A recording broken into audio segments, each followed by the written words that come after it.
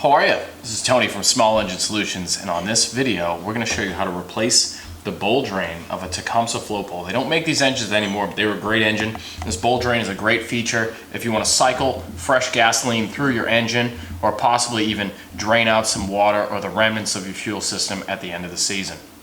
So bowl drain is very simple. There's only 3 parts to it, but there is a seal that does need to be replaced. I have here part number 27554 in this very old envelope, and I already have the bowl drain out under my finger there if you can see it. So I'm going to use my small tool here, a pick or an awl or something of that nature, and we're going to compress this spring, and we're going to attempt to remove this brass retainer. Once again, this can be a very frustrating part of the job.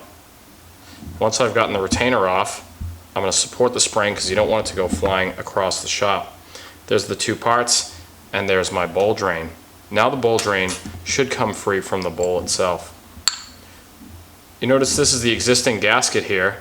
This is very swollen, otherwise no good. We're going to remove that from the plunger.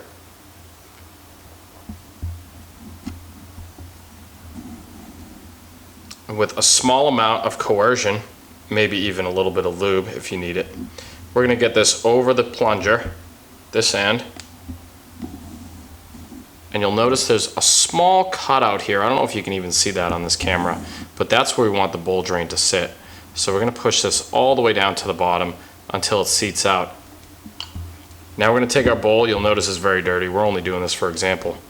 And we're going to push it back in. And once again, I'm supporting this with my finger inside of the bowl. We're going to take our spring, put it on here, and then hopefully, in a perfect world without any tools, we're going to use the retainer to compress the spring. I'm going to clip it right back on just like that. Now the spring tension holds this in, and you can see the action of the bowl drain as I push in from underneath, as you would do when the carburetor is assembled. And that's all there is to it, ladies and gentlemen. Thank you for watching.